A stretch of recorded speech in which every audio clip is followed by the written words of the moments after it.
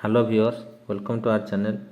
आज OTT exam होता है पेपर 1 और पेपर 2। पेपर 1 आम ए क्वेश्चन डिस्कसन करवा सेट डी रुझाला कहार ना सेट डी जोटा कि प्रथम आम करवा सीडीपी है। सीडीपी मु क्वेश्चन सब क्वेश्चन आंसर गुड़ा कहीदे तुम मिलैदेव के ठीक कर भूल कर जापर के स्कोर आसो है।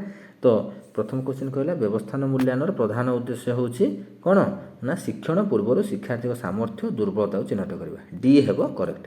सेकेंड को जावा केउं प्रकार मूल्यांकन द्वारा शिक्षादान समाप्ति बेलू शिक्षण उद्देश्य हासिल हो निश्चित करेंगे ना समाप्ति सूचक मूल्यांकन जोटा कि आम सी हेब करेक्ट आंसर।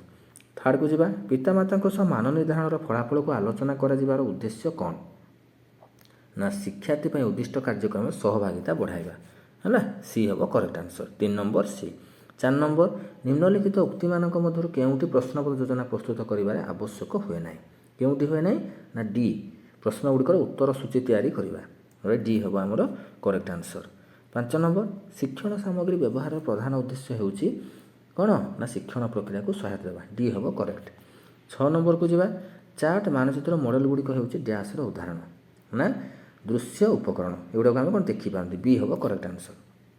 7 नंबर निरंतर और सामग्रिक मूल्यांकन में निम्नलिखित केउं दिग उपर ध्यान दिया जाए शैक्षिक और सहशैक्षिक दिगर मूल्यांकन ए हेब करेक्ट आंसर। गठनमूलक मूल्यांकन केतेबेले करा जाए ना शिक्षण प्रक्रिया चली समय डी हेब करेक्ट।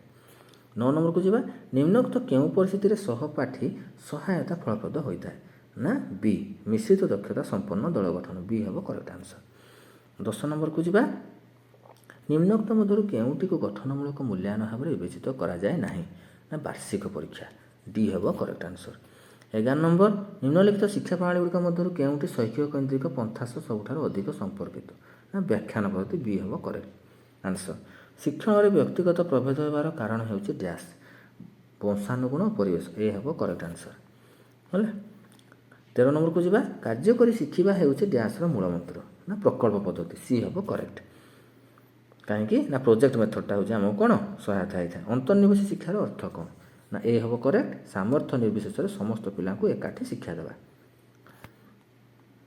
सामाजिक संगठन व तत्वर प्रवक्ता किए थे ना लेव भाइगोस्की लेव सी हेब करेक्ट आंसर। जो शिक्षार्थी गोलकधंदा समाधान करने और जुक्तिभित्तिक कार्य दक्ष से मुख्यतः क्यों बुद्धि प्रदर्शन करें ना गाणितिक जुक्तिबुद्धि ए हेब करेक्ट आंसर।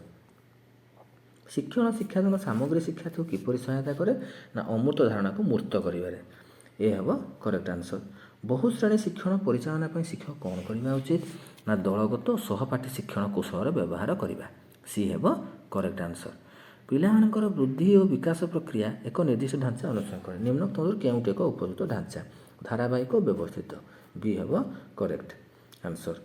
शिशुर शारीरिक विकास में सबुठारु केउंटी अधिक प्रभाव पकाई थाए पोषण और व्यायाम डी हेब करेक्ट। किए प्रयत्न प्रमाद माध्यम शिक्षण को अनुमोदन करते ना सी थर्नडाइक है। निम्नलिखित मध्य केउंटी श्रेणीगृह शिक्षण त्वरान्वित कर सर्वाधिक गुरुत्व वहन करे ना सकारात्मक पुनर्बलन बी हेब करेक्ट। CWSN शब्दर पूर्णरूप कौन ना बी हेब correct children with special needs children with special needs. Next Java 24 number शिक्षार्थी कैन्द्रिक पंथार केउंटी प्रযোज्य नुहे ना डी हेब करेक्ट प्रस्तावित उपाय पाठ्यक्रम परिचालना डी हेब करेक्ट। सर्वोत्तम भाव शिक्षण को किभली संज्ञागत करना ना अभिमत आधार में आचरणगत परिवर्तन अभिमत आधार में आचरणगत परिवर्तन ए हेब करेक्ट। पिलामानठारे शिक्षण को प्रोत्साहित करने सबुठारु प्रभावशाली उपायटी कौन ना अर्थपूर्ण और कार्यभित्तिक शिक्षण अर्थपूर्ण और कार्यभित्तिक शिक्षण। 27 नंबर को जावा 26 नंबर सी हेब करेक्ट। पिलार व्यक्तित्व विकास पर निम्नलिखित केउंटी दीर्घस्थायी प्रभाव पकाई थाए ना वंशानुगुण परिवेश डी हेब करेक्ट आंसर। 28 नंबर केउंटी शिशुर बौद्धिक विकास सह संपर्कित गाणितिक धारणा को प्रयोग करवा ए हेब करेक्ट। परिवेश अध्ययन श्रेणी एक मॉडल तैयारी करुवा पिलाटी निम्न मध्यरु केउं प्रकार शिखिबार एक उदाहरण अभिज्ञतामूलक शिक्षण डी हेब करेक्ट। शिक्षार्थी मान मध्य सृजनशील चिंतन किपर उत्साहित करा मुक्त उत्तरमूलक कार्य प्रदान करने द्वारा बी हेब करेक्ट।